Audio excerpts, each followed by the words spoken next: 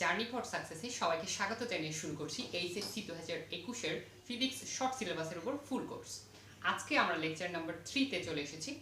গত দুইটি লেকচারে আমরা আলোচনা করেছি পরিবাহী, অপরিবাহী এবং অর্ধপরিবাহী পদার্থ কিভাবে ব্যান্ড তত্ত্বের উপর ভিত্তি করে তৈরি হয়েছে এবং আমাদের অর্ধপরিবাহী পদার্থের মধ্য দিয়ে তড়িৎ পরিবহন করার জন্য কতভাবে আমরা তৈরি করতে পারি, অর্থাৎ অন্তর্জাত এবং বহির্জাত পদার্থ।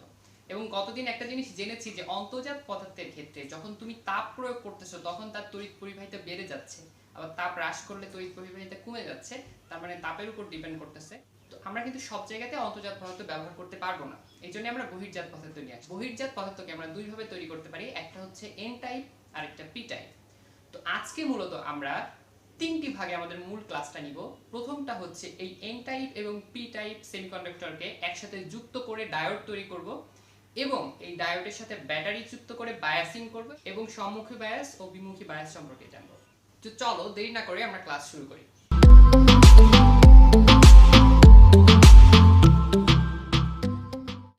প্রথমেই আমরা পিএন জাংশন তৈরি করে ডায়োড বানাবো। তো বিষয়টা কেমন দেখো, জাংশন কথার অর্থ হচ্ছে একটার সাথে আরেকটা যুক্ত করা। আমি আবার বলতেছি, জাংশন মানে হচ্ছে একটার সাথে আরেকটা যুক্ত করা। তো এখানে আমাদের পিএন জাংশন বলতে বোঝাবে পি টাইপ সেমিকন্ডাক্টর এবং এন টাইপ সেমিকন্ডাক্টর একসাথে যুক্ত করা। তো ধরো যুক্ত আমরা কিভাবে করব, অনেকভাবে যুক্ত করা যায়। এ একটা পি টাইপ সেমিকন্ডাক্টর, ধরো এ একটা এন টাইপ সেমিকন্ডাক্টর। তো আমি চাইলাম এই জায়গাটাতে আঠা যুক্ত করব, এখানে আঠা যুক্ত করব। যেহেতু দুই পাশে আঠা যুক্ত করা হয়েছে, দুইটাকে ধরে চাপ দিলে কিন্তু যুক্ত হয়ে যেতে পারে। এরকম হলে কিন্তু জাংশন তৈরি হবে না। আবার তুমি চাও যে এই দুইটাকে একসাথে নিয়ে আসে, মানে একসাথে কাছাকাছি এনে কস্টেপ লাগাই দিব, তাহলেও কিন্তু এই দুইটা যুক্ত হবে না, বা যে যুক্ত হবে সেটা দিয়ে আমাদের কাজ হবে না। আবার তুমি চাও এই দুইটাকে আমরা দড়ি দিয়ে বেঁধে দিই, তাহলেও তো যুক্ত হয়েছে, তাহলেও কিন্তু যুক্ত হবে না। অর্থাৎ আমাদের এমন ভাবে যুক্ত করতে হবে যেন পি টাইপ সেমিকন্ডাক্টর এবং এন টাইপ সেমিকন্ডাক্টর পরস্পর সংস্পর্শে থাকে। তো এই জন্য আমরা কি করতে পারি, ধরো আমি তোমাদের একটা সহজ উদাহরণ দিই যে তুমি বাসায় কিভাবে পি টাইপ সেমিকন্ডাক্টর এবং এন টাইপ সেমিকন্ডাক্টর তৈরি করবে। তো ধরো তোমার এরকম একটা বক্স নিলা, বক্স নিয়ে আমরা জানি পি টাইপ সেমিকন্ডাক্টর এবং এন টাইপ সেমিকন্ডাক্টরে পি টাইপের মধ্যে আমরা সিলিকনের সাথে যুক্ত করব ত্রিযোজী মৌল, তার মানে একটা ব্রোঞ্জ, তার মানে আমরা ব্রোঞ্জ যুক্ত করতে পারি। এন টাইপ সেমিকন্ডাক্টরের মধ্যে আমরা কি যুক্ত করব, সিলিকনের সাথে ফসফরাস যুক্ত করব। তো এই যে এইগুলা যুক্ত করে আমরা পি টাইপ সেমিকন্ডাক্টর এবং এটা যুক্ত করে আমরা এন টাইপ সেমিকন্ডাক্টর তৈরি করে ফেললাম। এখন তুমি যেহেতু জানো সিলিকন মানে বালি, তার সাথে ব্রোঞ্জ যুক্ত করে একটা মিক্সড করে ফেলছো, সেই জিনিসটাকে প্রথমে তুমি এরকম একটা বক্সের মধ্যে দিয়ে দিবা। এরকম একটা বক্সের মধ্যে ধরো এতটুকু দিয়ে দিছো, দেওয়ার পর এই যে এন টাইপ সেমিকন্ডাক্টর তারপর আবার এর মধ্যে দিবা।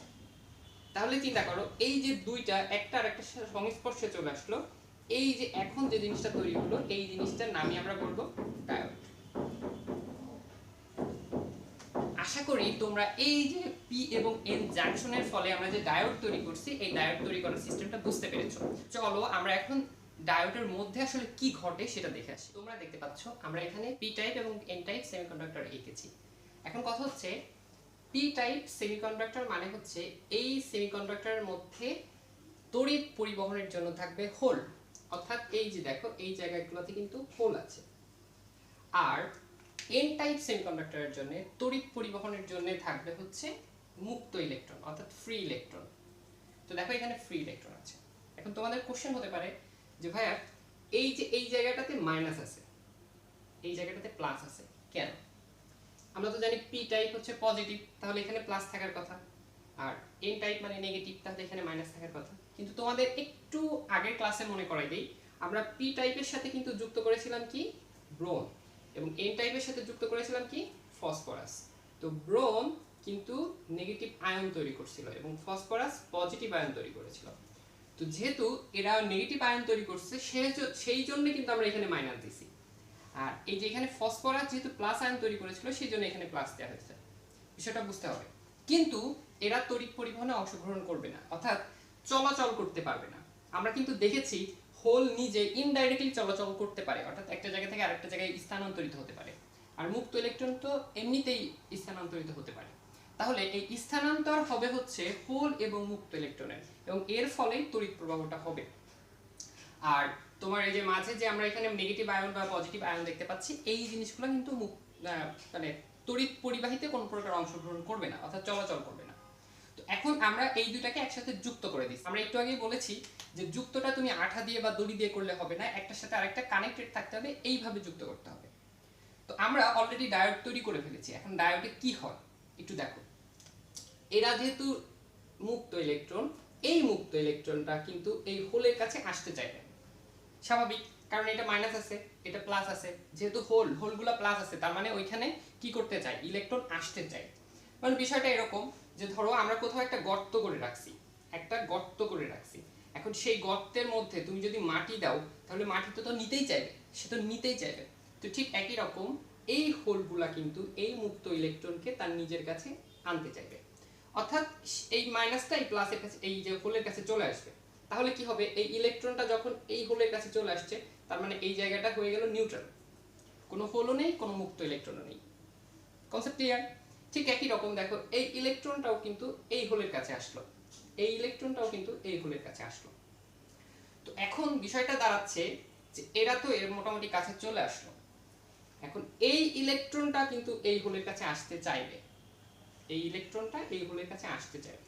তো সমস্যাটা হচ্ছে এই ইলেকট্রন যেহেতু এটা মাইনাস, তো মাইনাসটা যখন হোলের কাছে আসতে চাইবে, তখন সমস্যা হচ্ছে যে ও যেহেতু কাছাকাছি একটা প্লাস আয়নের কাছাকাছি আছে, তো ও যখন এই জায়গা থেকে ধরো এখানে চলে আসছে ওর কাছে আসার জন্য, তো এখানে আসলে দেখো ও ওকে টানতেছে, ও ওকে টানতেছে, তো ওর যে শক্তি, সেই শক্তি দিয়ে ও আর ওটা ছিন্ন করে এই জায়গায় আসতে পারবে না। বা তুমি এখানে বলতে পারো হোলের শক্তি নাই ওকে টেনে এখানে নিয়ে আসা। এবং আরেকটা বিষয় হচ্ছে এ যেহেতু নেগেটিভ মানে মাইনাস, আবার এখানেও মাইনাস আছে, তার মানে এইটা অতিক্রম করে এই জায়গাটাতে ওকে আবার ওর বাধাটা অতিক্রম করে এই হোলের কাছে আসবে, এত পরিমাণ শক্তি আসলে মুক্ত ইলেকট্রনের থাকে না। তার মানে আমরা বলতে পারি যে প্রথম যে ইলেকট্রনগুলো থাকে, মানে একদম কাছাকাছি যে ইলেকট্রনগুলো থাকে, আমরা যদি এখানে একটা করে উদাহরণ দিছি, বাট কাছাকাছি যে ইলেকট্রনগুলো থাকে, এই ইলেকট্রনগুলো হোলের কাছে চলে আসে, এই জায়গাটা একটা ডিপ্লেশন লেয়ার তৈরি করতেছে। এই জায়গাটাতে কোনো প্রকার মুক্ত ইলেকট্রন বা হোল নেই। বাকি যে হোল এবং ইলেকট্রন এগুলা কিন্তু তার পাশে আছে। আরেকটা জিনিস একটু লক্ষ্য করো, এই পাশে যেহেতু হোল আছে, এই পাশে যেহেতু মুক্ত ইলেকট্রন আছে, তার মানে এই দুইটা পাশে কিন্তু এখন বিভব পার্থক্য তৈরি হয়ে গেল। তো এই যে জায়গাটা দেখতেছো, এই যে এইটুকু, এই জায়গাটুকুকে আসলে আমরা ডিপ্লেশন লেয়ার বলতেছি। এই ডিপ্লেশন লেয়ারটাই আসলে পোটেনশিয়াল ব্যারিয়ার, যেটাকে আমরা বিভব প্রাচীর বলতে পারি। এখন কথা হচ্ছে এই জায়গা থেকে আমরা আসলে কি পাবো শুধু এইটুকু নিয়ে। তো আমরা আসলে এখানে একটা ঢালের কাজ করি। তোমরা সবাই ঢাল সম্পর্কে মোটামুটি জানো। তো ঢালের বিষয়টা আমি একটু অন্য কালার দিয়ে দেখাবো। তোমরা চিন্তা করো যে আমরা যদি এইটাকে একটা ঢাল মনে করি, তাহলে এই যে ঢালটা আমি একটু নিচে লিখি মুছে, এই যে এইখানে যে ঢালটা পাইলাম, এই ঢালটা হচ্ছে পরিচালক শক্তি বা পোটেনশিয়াল গ্রেডিয়েন্ট। এই তড়িৎচালক শক্তিটার মধ্যে একটা মজার বিষয় আছে, যেহেতু আমরা একটা বিভব পার্থক্য পাইছি, সেই বিভব পার্থক্যটা আসলে আমরা এই অংশ দিয়ে প্রকাশ করতেছি, সেটা হচ্ছে ভি। এবং এই যে দূরত্ব, এই দূরত্বটাকে মোটামুটি আর দিয়ে প্রকাশ করা হয়। তাহলে তুমি যদি ভি এবং আর এর ক্ষেত্রে ঢাল বের করো, তো ঢালের একটা শর্টকাট রুলস আমি তোমাদেরকে একটু বলে দিই। যদি কোথাও ঢাল বের করতে যাও, তাহলে তুমি ওয়াই অক্ষের মান এবং এক্স অক্ষের মান এই দুটো ভাগ করে দিবা, তাহলেই পেয়ে যাবা। অর্থাৎ ওয়াই অক্ষের মান এখানে কত, ভি, এবং এখানে এক্স অক্ষের মান হচ্ছে আর। এই যে ভি ভাগ আর, এটাই আসলে ই প্রকাশ করতেছে। তো আমাদের এই অংশটা নিয়ে আসলে এখন কোনো কাজ নেই, আমি জাস্ট তোমাদের বুঝাই দিলাম, আমি জাস্ট তোমাদের একটু মনে করাই রাখলাম। আমাদের পরবর্তীতে এই অংশ নিয়ে অনেক কাজ আছে, আমরা যখন বিমুখী বায়াস করব তখন এই অংশ নিয়ে আমাদের একটু কাজ আছে। সো তোমরা তখন মনে রাখবা যে মাঝখানে যে অংশটাতে আমাদের কোনো ইলেকট্রন বা হোল নেই, সেই অংশটা নিয়ে আমাদের কিছু কাজ আছে, এবং সেখানে আমরা দেখতে পেয়েছি ই সমান ভি ভাগ আর। তার মানে হচ্ছে এখান থেকে আরেকটা জিনিস মনে রাখতে হবে, যদি ভি এর মান বৃদ্ধি পায় তাহলে আমাদের ই এর মান বৃদ্ধি পাবে, যদি আর এর মান বৃদ্ধি পায় তাহলে ই এর মান হ্রাস পাবে, আর এর মান কম হলে ই এর মান বেশি হবে। তার মানে এই জায়গাটা যত কম হবে আমাদের ই অর্থাৎ পোটেনশিয়াল গ্রেডিয়েন্টের মান কিন্তু বৃদ্ধি পাবে। আমরা এখন এই যে ডায়োডটা আছে, এই ডায়োডের সাথে একটা ব্যাটারি যুক্ত করব। যদি আমরা ব্যাটারি যুক্ত করি, তাহলে এই ব্যাটারি যুক্ত করার প্রক্রিয়াটার নাম হবে বায়াসিং। সো তোমাদের এটা কোশ্চেন আসতে পারে, বায়াসিং কাকে বলে? বায়াসিং হচ্ছে কোনো ডায়োডের সাথে যদি তুমি ব্যাটারি সংযোগ করো, তাহলে এই প্রক্রিয়াটার নাম হবে বায়াসিং। তো আমরা ব্যাটারিটা সংযোগ করে দিই। ধরো এই প্রান্তের সাথে আমরা, তোমরা দেখতে পাচ্ছ আমরা এই প্রান্তের সাথে প্লাস যুক্ত করেছি, এই প্রান্তের সাথে মাইনাস যুক্ত করেছি। তাহলে তুমি চিন্তা করো যে এই যে পি, পি মানে হচ্ছে এখানে পজিটিভ জিনিসটা বেশি আছে, অর্থাৎ হোলগুলা বেশি আছে। আমি আবারও বলতেছি, কিন্তু এই মাইনাসটা কিন্তু এই সেমিকন্ডাক্টরের বৈশিষ্ট্য না, এটাকে জাস্ট বোঝানো হচ্ছে যে এই জায়গাটাতে ব্রোন ছিল, অর্থাৎ একটা নেগেটিভ আয়ন ছিল। আর এই পাশে প্লাস দিয়ে বোঝাচ্ছে যে এখানে একটা পজিটিভ আয়ন ছিল। কিন্তু এখানে মেজরিটি আছে কিন্তু কোনটা, মুক্ত ইলেকট্রন, অর্থাৎ নেগেটিভ জিনিসটা এই পাশে নেগেটিভ জিনিসটা এই পাশে বেশি আছে, এই পাশে পজিটিভ জিনিসটা বেশি আছে। তো আমরা যদি এই পজিটিভের সাথে পজিটিভ যুক্ত করি এবং নেগেটিভের সাথে নেগেটিভ যুক্ত করি, তবে তার নাম হবে সম্মুখী বায়াস। এবং আমরা চাইলাম যে আমরা ব্যাটারিটাকে এভাবে যুক্ত করব, অর্থাৎ ব্যাটারির এই প্রান্তটা হবে মাইনাস আর এই প্রান্তটা হবে প্লাস। অর্থাৎ দেখো, এই এন টাইপ বা মাইনাসের সাথে, অর্থাৎ এই সেমিকন্ডাক্টরের মাইনাসের সাথে আমরা ব্যাটারির প্লাস যুক্ত করলাম, আর এই যে পি টাইপ মানে সেমিকন্ডাক্টরের প্লাসের সাথে ব্যাটারির মাইনাস যুক্ত করলাম। এই যে সিস্টেমটা আছে, এই সিস্টেমটার নামই হচ্ছে বিমুখী বায়াস।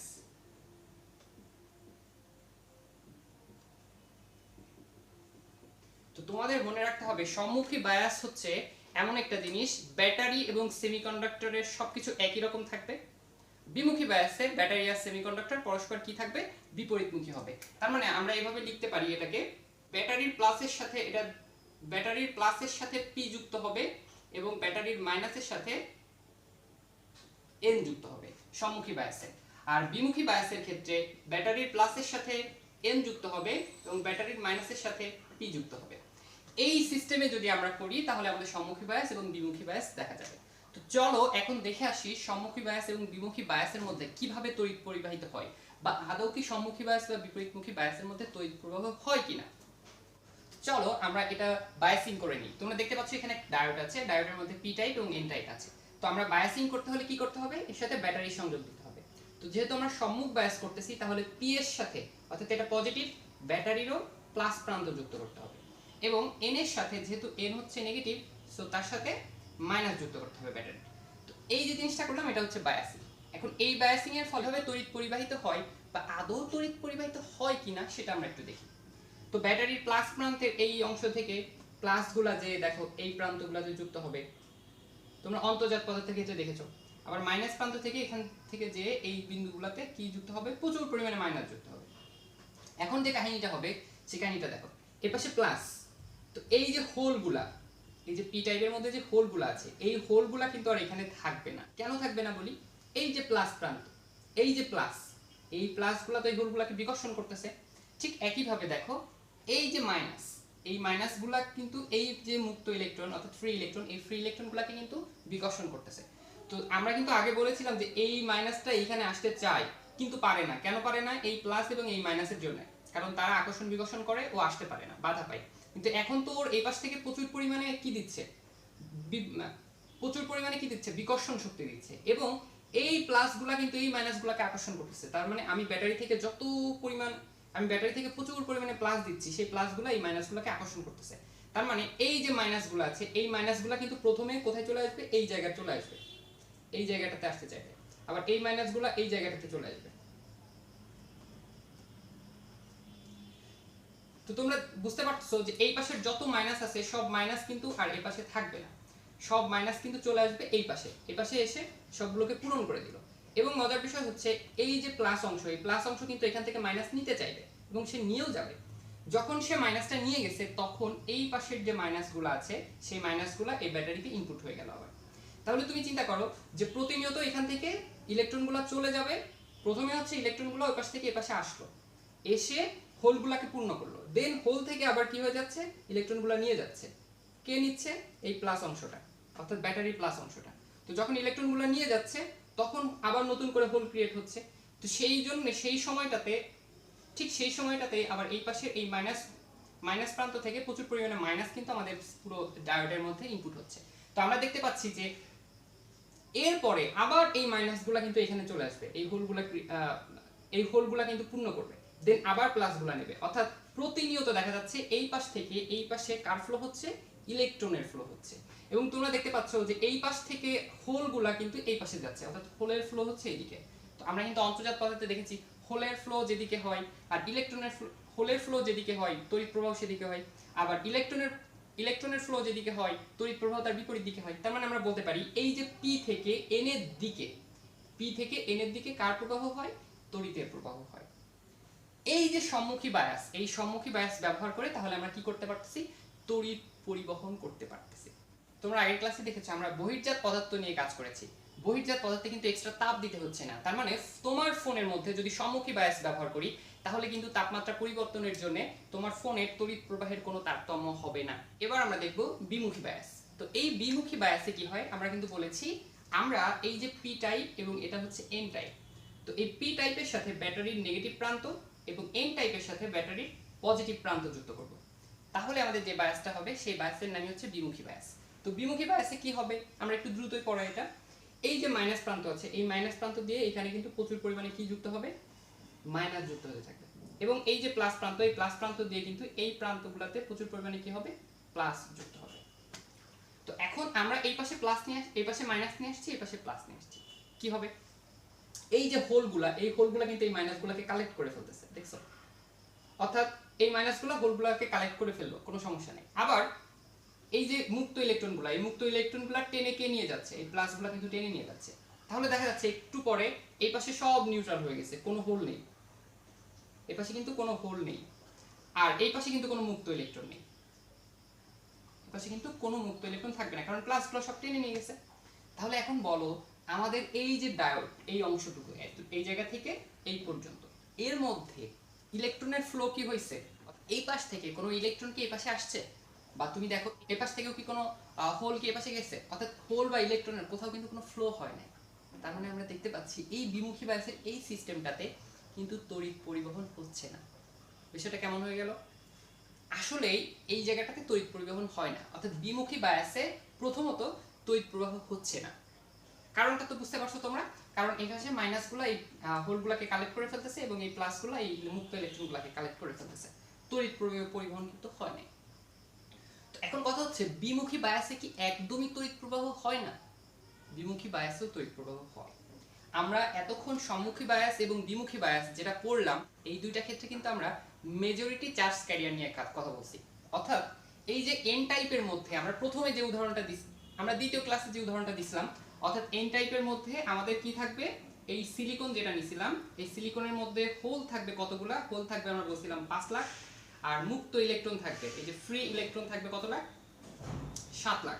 তোমাদের আশা করি মনে আছে আগের ক্লাসটা, যারা আগের ক্লাস করো না একটু দেখে আসো। তো এই যে হোল আছে 5 লাখ আর মুক্ত ইলেকট্রন আছে 7 লাখ, ঠিক একই রকম পি টাইপের মধ্যে, এই পি টাইপের মধ্যে আমরা সিলিকনের মধ্যে বলেছিলাম হোল থাকবে হচ্ছে কত লাখ? 7 লাখ, আর তোমার মুক্ত ইলেকট্রন ফ্রি ইলেকট্রন থাকবে কত লাখ? 5 লাখ। তো আমরা এই যে পি এর মধ্যে কি দিলাম? এই যে এইখানে হোল দিছিলাম না, এই হোলগুলা কিন্তু এই যে 7 লাখ, এই 7 লাখ হোল ছিল। আর এই যে এন এর মধ্যে যে আমরা এই মুক্ত ইলেকট্রন দিছিলাম, এই মুক্ত ইলেকট্রন কোনগুলা? এই যে 7 লাখ মুক্ত ইলেকট্রন। এখন কথা হচ্ছে এই পি টাইপের মধ্যে কি ফ্রি ইলেকট্রন নাই? পি টাইপের মধ্যেও কিন্তু কিছু পরিমাণ ফ্রি ইলেকট্রন আছে। তো আমরা যদি সেই কথা চিন্তা করি, অর্থাৎ মাইনরিটি চার্জ ক্যারিয়ার নিয়ে কথা বলি, তাহলেও কিন্তু বিমুখী বায়াসের মধ্যে তড়িৎ প্রবাহ হয়। কিভাবে হয়? যেহেতু আমরা মাইনরিটি নিয়ে কথা বলতেছি, তার মানে পি টাইপে কে থাকবে? হোল থাকবে না মুক্ত ইলেকট্রন থাকবে? মাইনরিটি মুক্ত ইলেকট্রন, সেটা অল্প আছে। মানে আগে যেমন 7 লাখ ছিল, বাট এখন 7 লাখ হবে না, ধরো 5 লাখ হবে। সো আমি এখানে ধরো 3টা দিলাম, 3টা এইভাবে আছে। আবার এই যে হোলগুলা, আবার এন টাইপের মধ্যে দেখো আমরা তো মুক্ত ইলেকট্রন দিছিলাম, বাট মাইনরিটির ক্ষেত্রে কিন্তু অবশ্যই হোল আছে। তো আমরা দেখলাম এখানে মোটামুটি ধরো 3টা হোল আছে ধরলাম। তো এখন কথা হচ্ছে এই সিস্টেমে তড়িৎ প্রবাহ হয় কিনা একটু দেখি। তো যেহেতু এইখানে মাইনাস যুক্ত আছে আর এরা কি মুক্ত ইলেকট্রন, তাহলে বলো তো এরা কি এদেরকে আকর্ষণ করবে না বিকর্ষণ করবে? অবশ্যই বিকর্ষণ করবে। আবার এই যে হোলগুলা আছে, এই যে হোলগুলা, এই হোলগুলাও কিন্তু তোমার এই প্লাস দিয়ে কি হচ্ছে? বিকর্ষণ হচ্ছে। এই মাইনরিটি চার্জ ক্যারিয়ার কিভাবে তড়িৎ পরিবহনে অংশগ্রহণ করে এটার জন্য আমরা ছোট্ট একটা উদাহরণ দিব। চিন্তা করো, আমরা এটাকে ধরলাম বাংলাদেশ, এটাকে ধরলাম ইন্ডিয়া। কেউ একটু অন্যভাবে নিও না, আমি জাস্ট উদাহরণ দিব আর কি। তো বাংলাদেশে আমার মাইনরিটি ধর্মের কারা আছে? হিন্দুরা আছেন। তো ধরলাম এই যে মুক্ত ইলেকট্রন এরা হচ্ছে হিন্দু। আর ইন্ডিয়াতে মাইনরিটি কারা আছে? মুসলমানরা আছেন। সো এই যে হোলগুলো আছে এরা ধরলাম মুসলমান। তো এখন কাহিনীটা হচ্ছে আমরা জানি যে সংখ্যালঘুদের উপর প্রত্যেকটা দেশে কিন্তু সংখ্যালঘুদের উপর প্রত্যেকটা দেশেই আসলে নির্যাতন নিপীড়ন হয়। তো দেখা গেছে বাংলাদেশের এই যে এই পাশ থেকে ধরো এই যে এই পাশ বাংলাদেশে, এটা হচ্ছে সরকার, এটা হচ্ছে ইন্ডিয়ান সরকার। তো বাংলাদেশের সরকার যদি প্রেসার ক্রিয়েট করে সংখ্যালঘুদের উপরে, তাহলে কিন্তু সংখ্যালঘুরা আর এখানে থাকতে পারবে না। আবার এইখানেও যদি ইন্ডিয়ার গভর্নমেন্ট যদি সংখ্যালঘু অর্থাৎ মুসলমানদের উপর প্রেসার ক্রিয়েট করে, অর্থাৎ দেখো ওরা কিন্তু বিপরীতমুখী প্রেসার ক্রিয়েট করতেছে, তো তার ফলে কিন্তু ওরা এখানে থাকতে পারবে না। তো ওরা কি করবে, ওরা কিন্তু ইন্ডিয়াতে চলে যাবে। আবার ওরা কি করবে, ওরা কিন্তু বাংলাদেশে চলে আসবে। তো আমি একটা ছোট্ট উদাহরণ দিই। এদের মধ্যে ধরো তিন প্রকার মানুষ আছে। এটা ধরলাম খুব বড় লোক, এটা ধরলাম খুব বড় লোক, এটা হচ্ছে খুব গরিব, আর এরা হচ্ছে মধ্যবিত্ত। এই তিন ধরনের ধরো সংখ্যালঘু আছে।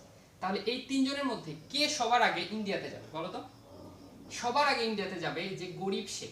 কারণটা বলি, যার এখানে কিছু নাই সে কিন্তু চাইলেই আরেকটা দেশে চলে যেতে পারে। কারণ হচ্ছে সে এখানেও শান্তিতে নাই, ওইখানে যে বরং একটু শান্তিতে থাকতে পারে, কারণ গভর্নমেন্ট তাকে সাহায্য করতে পারে। বা এখানেও যেহেতু তার হারানোর কিছু নাই, ওখানে যেও হারানোর কিছু নাই, বরং এখানে নির্যাতন থেকে সে রেহাই পাচ্ছে। আর সব থেকে পরে যাবে কিন্তু বড়লোক। কেন বড়লোক পরে যাবে?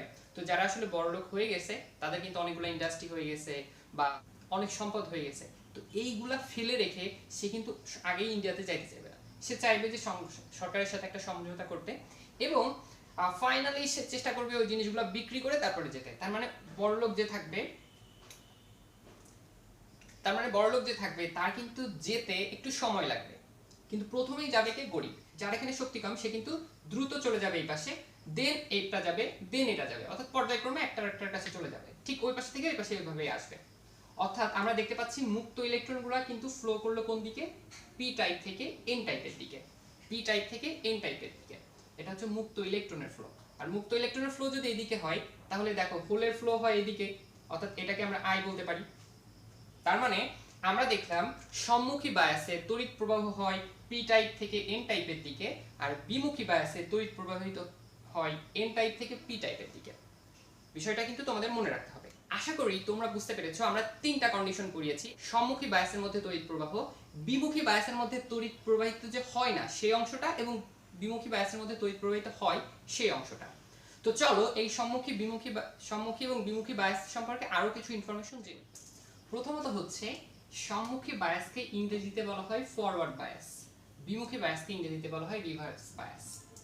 তো এই ফরওয়ার্ড বায়াস এবং রিভার্স বায়াসের মধ্যে ব্যাটারির সংযোগটা কিভাবে দিব? ব্যাটারির প্লাস প্রান্তের সাথে পি থাকবে, ব্যাটারির মাইনাস প্রান্তের সাথে এন থাকবে। এটা কার জন্য? ফরওয়ার্ড বায়াস বা সম্মুখী বায়াসের জন্য। আর ব্যাটারির প্লাসের সাথে এন থাকবে, মাইনাসের সাথে পি থাকবে। এটা হচ্ছে কিসের জন্য? রিভার্স বায়াস বা বিমুখী বায়াসের ক্ষেত্রে। এখন কথা হচ্ছে আমি নতুন একটা জিনিস শেখাবো, সেটা হচ্ছে আমরা কিভাবে একটা ডায়োডের চিত্র আঁকবো। আগে সেটা দেখি কিভাবে একটা ডায়োড আঁকতে হয়। সো ডায়োড আঁকার সিস্টেমটা আমি দেখাচ্ছি। ধরো এই হচ্ছে একটা তার, এই তারের মধ্যে তুমি কোথাও একটা বায়াস যুক্ত করতেছো। তার মানে হচ্ছে তোমাকে চিহ্নটা এইভাবে দিতে হবে, এইভাবে দিতে হবে, এইভাবে দিতে হবে। তো যে অংশটা এই যে ত্রিভুজের মতো আঁকছো, এই অংশটার নাম হচ্ছে পি, এবং এই যে টানটা দিছো এই অংশটার নাম হচ্ছে এন।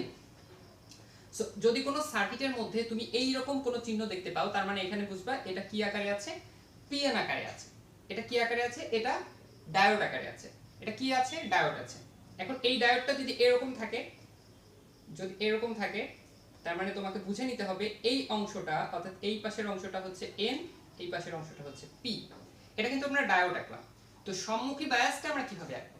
সম্মুখী বায়াসটা হচ্ছে এই ডায়োডের এই যে পি অংশের সাথে আমরা কি যুক্ত করছি? ব্যাটারির প্লাস, এবং এই যে এই পাশে এন অংশের সাথে আমরা যুক্ত করছি ব্যাটারির মাইনাস। তো আমরা যেহেতু জানি যে এর মধ্য দিয়ে তড়িৎ পরিবাহিত হয়, এর মধ্য দিয়ে কিন্তু তড়িৎ পরিবাহিত হয়, সেহেতু এইটাকে আমরা একটা সংযোগ তারের মতো কল্পনা করতে পারি। অর্থাৎ একটা স্বাভাবিক তার যে কাজটা করে, এই ডায়োডটাও কিন্তু সেম টাইপের কাজটা করছে। সো আমরা একটা স্বাভাবিক তারের মতো দেখো এটা আঁকছি।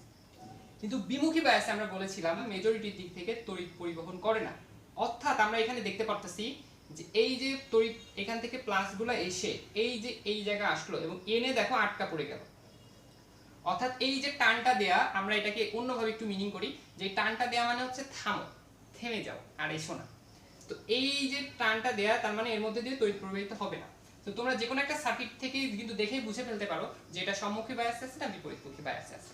যদি এই টানের দিকে আমার তড়িৎ প্রবাহটা চলে আসে তাহলে হবে না, বাট তড়িৎ প্রবাহটা যদি এই যে যেমন ত্রিভুজের এই অংশটা যেমন তীর চিহ্ন দিয়ে বোঝানো আছে যদি এরকম মিলে যায় তাহলে এটা সম্মুখী বায়াস এবং এটা দিয়ে তড়িৎ প্রবাহ হবে।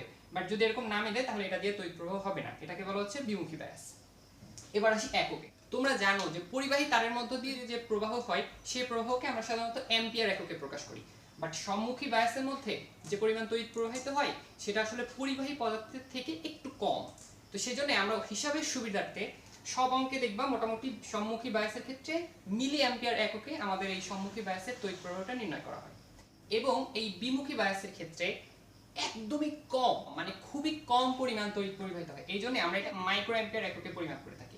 তো যেহেতু এখানে মিলি অ্যাম্পিয়ার একক, তো আমরা যখন সব অঙ্ক করব ফিজিক্সের সব অঙ্ক সাধারণত এস এককে করতে হয়। তাহলে মিলি অ্যাম্পিয়ারকে অ্যাম্পিয়ারে প্রকাশ করার জন্য আমরা 10⁻³ দিয়ে গুণ দিয়ে দিব, তাহলে অ্যাম্পিয়ার হয়ে যাবে। আর মাইক্রো অ্যাম্পিয়ারকে আমরা অ্যাম্পিয়ারে প্রকাশ করার জন্য আমরা 10⁻6 দিয়ে গুণ দিয়ে দিব, তাহলে আমাদের অ্যাম্পিয়ারে চলে আসবে। আরেকটা জিনিস বলে রাখি, আমরা যেমন এই পাশে সম্মুখী বায়াসের জন্য একটা পরিবাহী তার পেয়েছিলাম, বাট এইখানে আমরা পাবো হচ্ছে একটা বিচ্ছিন্ন তার। এটার মধ্যে দিয়ে কিন্তু তড়িৎ প্রবাহ হচ্ছে না। তার মানে তুমি এখানে বলতে পারো যে তুমি যদি বিমুখী বায়াসে কোনো সিস্টেম অ্যাড করে রাখো তাহলে তার মধ্যে দিয়ে তড়িৎ প্রবাহ হবে না। তো এইসব বিষয় নিয়ে আমরা আরো বিস্তারিত আলোচনা করব। তো আশা করি তোমরা এই সম্মুখী বায়াস এবং বিমুখী বায়াসের বিষয়গুলো বুঝতে পেরেছো। আমরা একটু এতক্ষণ যা পড়লাম সবকিছু সামারি করি। আজকে আমরা প্রথমেই যে বিষয়টা করেছি সেটি হচ্ছে কিভাবে পি এবং এন এই দুটাকে একসাথে যুক্ত করতে হয়, অর্থাৎ জাংশন তৈরি করতে হয়। তো আমরা জাংশন তৈরি করে প্রথমে ডায়োড যুক্ত করছি এবং এই ডায়োডের সাথে ব্যাটারির সংযোগ দিয়ে আমরা তৈরি করেছি বায়াসিং। এই বায়াসিং করার পর আমরা বায়াসিং দেখেছি দুই প্রকার, একটা হচ্ছে ফরওয়ার্ড বায়াস আর একটা রিভার্স বায়াস। তো ফরওয়ার্ড বায়াসের ক্ষেত্রে আমরা কিছু ইনফরমেশন জেনেছি, রিভার্স বায়াসের ক্ষেত্রে আমরা কিছু ইনফরমেশন জেনেছি। ফরওয়ার্ড বায়াসের ক্ষেত্রে দেখতে পাচ্ছি আমরা তড়িৎ প্রবাহ হচ্ছে, কিন্তু রিভার্স বায়াসের ক্ষেত্রে তড়িৎ প্রবাহ হচ্ছে না, তবে মাইনরিটির দিক থেকে তড়িৎ প্রবাহ হচ্ছে। আমরা সম্মুখী বায়াস এবং বিমুখী বায়াসের ক্ষেত্রে তড়িৎ প্রবাহ দেখতে পারলাম। তো এখানে সম্মুখী বায়াসের ক্ষেত্রে আমরা দেখেছি মেজরিটি চার্জ ক্যারিয়ারের উপর ডিপেন্ড করে কিন্তু তড়িৎ প্রবাহ হয়েছে, আর বিমুখী বায়াসের ক্ষেত্রে কিন্তু মাইনরিটি চার্জ ক্যারিয়ার নিয়ে তড়িৎ পরিবাহিত হয়েছে। এখন আমরা এই সম্মুখী এবং বিমুখী বায়াসের গ্রাফ আঁকার চেষ্টা করব, এটা দেখতে কেমন হয়। তো ধরো এই হচ্ছে গ্রাফে এটা হচ্ছে এক্স অক্ষ, এটা ওয়াই অক্ষ, এটা ওয়াই প্রাইম, এটা এক্স প্রাইম। তো আমরা এই গ্রাফের মধ্যে দুইটি জায়গায় আলাদা আলাদা করে সম্মুখী বায়াস এবং বিমুখী বায়াসের ক্ষেত্রে গ্রাফটা আঁকবো। তো আমরা এই অংশটাতে আঁকবো সম্মুখী বায়াস, এই অংশটাতে আঁকবো বিমুখী বায়াস। তো এই অংশটাতে একটু দেখি কিভাবে সম্মুখী বায়াস আঁকা যায়। তো কোনো গ্রাফ আঁকতে হলে আমাদের একটা ডাটা প্রয়োজন হয়। তো এখন আমরা এক্সপেরিমেন্ট তো করতে পারবো না, এক্সপেরিমেন্টটা কিভাবে করতে হবে একটু বলি। ধরো এই হচ্ছে একটা ব্যাটারি, এই ব্যাটারির সাথে একটা ডায়োড যুক্ত করা আছে, এই জায়গাটাতে একটা ডায়োড যুক্ত করা আছে। তো এটা তোমরা দেখতে পাচ্ছ, যেহেতু এটা পি, এটা হচ্ছে তোমার এন, এটা প্লাস এটা মাইনাস, তো প্লাসের সাথে পি, এন এর সাথে মাইনাস, তো তার মানে হচ্ছে আমরা এখানে বলতে পারি এটা সম্মুখ বায়াস আছে। তো আমরা এই জায়গাটাতে একটা অ্যামিটার অ্যাড করব এবং এই যে ডায়োড, এই ডায়োডের দুই প্রান্তে একটা ভোল্ট মিটার অ্যাড করব। তো এখন আমরা যে কাজটা করব, আমরা এই ভোল্ট মিটারের রিডিংটা নিব কত তড়িৎ প্রবাহের জন্য আমরা কত ভোল্ট পাচ্ছি বা কত ভোল্ট বিভব পার্থক্য তৈরি করতে হলে আমাদের কত পরিমাণ তড়িৎ প্রবাহ দিতে হচ্ছে, এরকম কিছু মান পাবো। তো যেহেতু এই মুহূর্তে আমাদের কাছে এই সিস্টেমটা নেই, তো আমরা নেট থেকে একটা ডাটা এখানে সংগ্রহ করেছি। আমরা ফরওয়ার্ড বায়াসের ক্ষেত্রে একটা ডাটা নিয়ে আসলাম। তো আসলে এই ডাটাটা হচ্ছে এই সিস্টেম কোডে আমরা পেয়েছি, এটা কোনো ধরা মান না বা মুখস্থ মানও না, আমরা জাস্ট এখান থেকে একটা এক্সপেরিমেন্ট করেছি, সেই এক্সপেরিমেন্টের মানটা হচ্ছে এরকম, এটা নেট থেকে নেয়া। তো এই মানটা দিয়ে যদি আমরা গ্রাফটা আঁকতে যাই তাহলে আমাদের এখানে একটা জিনিস আইডেন্টিফাই করতে হবে, আমরা কোথায় ভি দিব আর কোথায় আই দিব। তো আমরা ধরলাম যে এই ওয়াই অক্ষ বরাবর আমাদের মান হচ্ছে আই এবং এক্স অক্ষ বরাবর আমরা ভি এর মানটা দিব। তো আমি এখানে দেখতে পাচ্ছি 0.51, 1.52, তাহলে এই বিন্দুটা হচ্ছে 0 এবং এরপরে ধরলাম এটা হচ্ছে 0.5, এটা হচ্ছে 1, এটা 2, সরি এটা হচ্ছে 1.5, এটা 2, এটা ধরো 2.5, এরকম করে চলে যাচ্ছে। আর এই জায়গা থেকে যদি তুমি তড়িৎ প্রবাহ মাপো, যেহেতু এটা মিলি অ্যাম্পিয়ার এককে আছে, তো আমরা যদি মিলি অ্যাম্পিয়ার এককে এখানে বসাই, ধরো এটা হচ্ছে তোমার 0, তারপরে হচ্ছে তোমার এটা ধরো 5, এটা 10, এটা 15, 20, 25, 30 এরকম। তো এখন আমরা যদি এই আমরা যদি এই ডাটাগুলো দিয়ে একটা গ্রাফ আঁকি তাহলে দেখতে পাচ্ছ 0.5 এর জন্য কিন্তু 0, 0.5 এর জন্য 0, যখন 1 হয়েছে তখন সেটা 3 তে গেছে, তার মানে আমাদের এই বিন্দুতে গেছে। ধরো যখন 1.5 হয়েছে তখন সেটা 10 এ গেছে, তার মানে এই বিন্দুতে গেছে। যখন 2 হয়েছে তখন সেটা 30 এ পৌঁছে গেছে, তার মানে আমরা বলতে পারি যে 2 এর জন্য আমাদের মানটা হবে এরকম। তাহলে আমরা যদি এটা দিয়ে একটা রেখা টানি, তো রেখাটা দেখতে কিন্তু এই রকম হয়। অর্থাৎ এইখানে কিছু জিনিস বোঝার আছে। প্রথম কথা হচ্ছে আমরা ভোল্টেজ দিচ্ছি, দেখো এই জায়গা থেকে দেওয়া শুরু করছি কিন্তু কোনো তড়িৎ প্রবাহ পাই নাই। এরপরে আস্তে আস্তে দিতে দিতে 0.5 এ যাওয়ার পরেও 0 পাইছি, এরপরে আস্তে আস্তে আস্তে আস্তে বাড়তে থাকছে। অর্থাৎ একটা নির্দিষ্ট ভোল্টেজ পর্যন্ত আমরা এই সম্মুখী বায়াসে তড়িৎ প্রবাহ পাচ্ছি না। তো যে নির্দিষ্ট ভোল্টেজ পর্যন্ত আমরা তড়িৎ প্রবাহ পাচ্ছি না ওই ভোল্টেজটার নামই হচ্ছে কাট ইন ভোল্টেজ। এখানে নতুন একটা ওয়ার্ড আসছে, সেটার নাম হচ্ছে কাট ইন ভোল্টেজ। এই কাট ইন ভোল্টেজটা তোমাদের একটু মনে রাখতে হবে। আমরা সাধারণত দুইটা সেমিকন্ডাক্টর পদার্থ নিয়ে কাজ করি, একটা হচ্ছে সিলিকন আর একটা হচ্ছে জার্মেনিয়াম। তো সিলিকনের জন্য এই কাট ইন ভোল্টেজটা, এটা হচ্ছে সিলিকনের জন্য আমরা পাই 0.7 ভোল্ট। এই মানটা কিন্তু তোমাদের মনে রাখতে হবে, এটা পরীক্ষায় আসে, বিশেষ করে অ্যাডমিশন টেস্টে। আর জার্মেনিয়ামের জন্য আমরা এই মানটা পাই 0.2 ভোল্ট। অর্থাৎ তুমি কোনো সিলিকনের মধ্যে যদি তড়িৎ প্রবাহ পেতে চাও তাহলে প্রথমে তোমাকে 0.7 ভোল্ট দিতে হবে। 0.7 ভোল্ট দেওয়ার পরে তারপর থেকে তুমি তড়িৎ প্রবাহ পাবা। এবং জার্মেনিয়ামের জন্য সেই পরিমাণটা 0.2, তার আগে কিন্তু তুমি কোনো তড়িৎ প্রবাহ পাবা না। এটা গেল একটা কথা। দ্বিতীয় কথা হচ্ছে দেখো আমাদের এই যে ভোল্টেজ বাড়ানোর সাথে সাথে তড়িৎ প্রবাহ বৃদ্ধি পাচ্ছে, এটা কেমন ভাবে বৃদ্ধি পাচ্ছে এটা তুমি চিন্তা করো যে প্রথমে আস্তে আস্তে বাড়লো, তারপর হুট করে অনেক বেশি হয়ে গেছে। তো এই যে হঠাৎ করে বেড়ে গেল, এই জায়গাটাতে আমরা যে কাজটা করব যে কি হারে বৃদ্ধি পাচ্ছে বা এখান থেকে আমরা একটু ঢাল নির্ণয় করার চেষ্টা করব। এই গ্রাফের ধরো ক্ষুদ্রাতি ক্ষুদ্র একটা পরিবর্তন নিয়ে কাজ করি। তো এই যে এই অংশটা আমরা যে ত্রিভুজটা এঁকেছি, এই অংশটা ধরলাম যে এক্স অক্ষ বরাবর যেটা, ওয়াই অক্ষ বরাবর যেটা আছে এটাকে আমরা ডেল আই ধরলাম, আর এই যে এক্স অক্ষ বরাবর যে পরিবর্তন সেই পরিবর্তনটাকে আমরা ধরলাম ডেল ভি। তো এখন আমরা যদি এই জায়গা থেকে ঢাল বের করি, তোমরা সবাই জানো ঢাল মানে হচ্ছে ওয়াই অক্ষের মান ভাগ এক্স অক্ষের মান। দ্যাট মিন্স এখানে আমরা লিখব ডেল আই ভাগ ডেল ভি। তো এই জিনিসটা আশা করি তোমরা বুঝতে পেরেছো। এখন কথা হচ্ছে আমরা একটা পুরাতন কনসেপ্টে যাই। পুরাতন কনসেপ্ট হচ্ছে ওমসের সূত্র। সো আমরা ভি সমান সমান আই আর জানি, দ্যাট মিন্স এখান থেকে আর সমান সমান ভি ভাগ আই, এই জিনিসটা পাচ্ছি। তো চিন্তা করো এখানে আর সমান ভি ভাগ আই আর এখানে ঢাল সমান আই ভাগ ভি আছে, সেটা কিছুটা মিল আছে। তো আমি যদি এই ঢালটাকে একটু উল্টায় দিই, অর্থাৎ 1 ভাগ ঢাল নিয়ে আসি, 1 ভাগ ঢাল নিয়ে আসি, তাহলে কিন্তু আমার এখানে আসছে ডেল ভি ভাগ ডেল আই। তো এই যে ডেল ভি ভাগ ডেল আই আসলো, এই ডেল ভি ভাগ ডেল আই কিন্তু এই আর এর সমান। তার মানে আমরা এখানে লিখতেই পারি ডেল আর সমান ডেল ভি ভাগ ডেল আই সমান 1 ভাগ ঢাল। তো এই যে এইখানটাতে আমরা যে ডেল আর সমান ডেল ভি ভাগ ডেল আই সমান 1 ভাগ ঢাল লিখলাম, এই ডেল আর কে বলা হচ্ছে গতীয় রোধ। এই ডেল আর কে বলা হচ্ছে গতীয় রোধ। সো গতীয় রোধের যে বিষয়টা সেটা একটু বলি। গতীয় রোধ হচ্ছে এই গতীয় রোধের সংজ্ঞা, এই গতীয় রোধের সংজ্ঞা কিন্তু আমরা এই সূত্র থেকেই দিতে পারি। কিভাবে? যদি আয়ের পরিবর্তন 1 হয়, আয়ের পরিবর্তন যদি 1 হয় তাহলে কিন্তু যে পরিমাণ ভোল্ট পাচ্ছি সেই ভোল্টটাই আসলে গতীয় রোধ হিসেবে কাজ করে। অর্থাৎ আমরা এখানে এই গতীয় রোধের সংজ্ঞা এভাবে দিব, সম্মুখী বায়াসে একক তড়িৎ প্রবাহ পাওয়ার জন্য যে পরিমাণ ভোল্টেজের প্রয়োজন হয় সেই ভোল্টেজটাকে বলা হচ্ছে গতীয় রোধ। আবার বলি, একক প্রবাহ পাওয়ার জন্য যে পরিমাণ ভোল্টেজের প্রয়োজন হয় সেই ভোল্টেজটাকে বলা হচ্ছে গতীয় রোধ। সো আশা করি তোমরা এটা বুঝতে পেরেছো। চলো এখন একটা ম্যাথ করে আসি। তোমরা এখানে একটা ম্যাথ দেখতে পাচ্ছ, ম্যাথটা একটু করি।